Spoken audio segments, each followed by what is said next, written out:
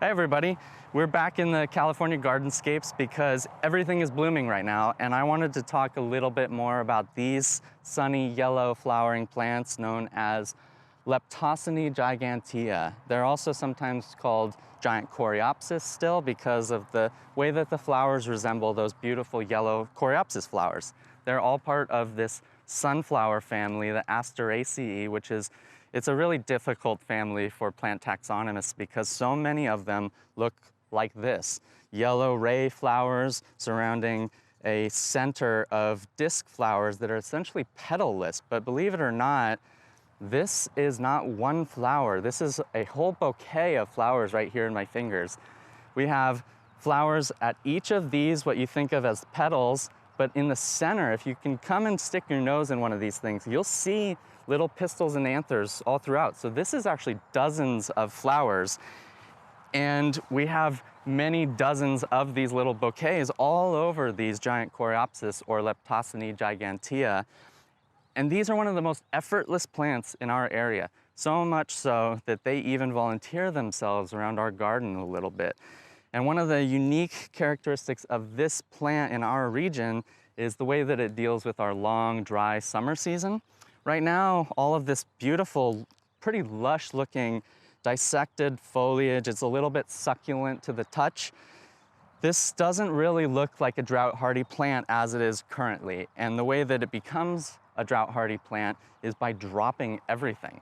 And come summer, which is right around the corner here, this plant will actually just look like these kind of grayish brownish stems. All of the leaves, all of the flowers will go, and that is the way that it sits throughout the long dry summer season. So one of the things that's fun about coming into our cool wet season, hopefully wet in most years at least, is that you start to see a little bit of growth coming out of things like these giant coreopsis or Leptosyne gigantea. We also start to see some movement in winter growers from other areas that have dry, long dry summer climates like South African plants, for instance. But I wanted to essentially get some feedback from all of you. I hope that you get a sense from these videos of how much of a privilege it is for me to be able to share some of the stories of the plants in our garden. And I really do want to actually share the plants from our garden with some of you as well. So we've had remarkable horticultural success not only with this species, Leptosyne gigantea, but also its cousin. Looks pretty similar, right? Little bit different, not as condensed in the leaf matter, and it actually produces almost like a caudex, a fat base. This is 𝘓𝘦𝘨𝘍𝘕𝘺𝘍𝑚𝑎. This is a coastal species compared to more of a desert species. It behaves very similarly. It will drop all of its leaves and just be a little bit of a nub throughout the long, dry summer season. But we've had so much success in growing these, and this one is actually about to bloom for us in this 1-gallon container. We've had so much success with these that I have hundreds of them in our nursery, too many actually to put into our restoration sites. So I am curious to get some feedback from the people watching this. With something like coreopsis or Leptosyne gigantea or 𝘓𝘕𝘨𝑚𝑎, we can make these plants available, and we'd be happy to do that for our viewers and our visitors. But I need some confirmation from all of you that there's interest and that it's worth us bringing them down to our shop.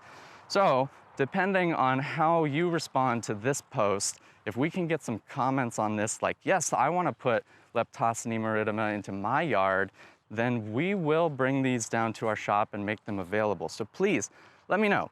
Do you like giant coreopsis? Because as you can see, it's starting to go to seed as well. And in some cases, all it is a matter of scattering these seeds on a nursery flat, and we can share this plant material with the world. So if you would like to see some more of this out there, please let us know, and I'll provide it.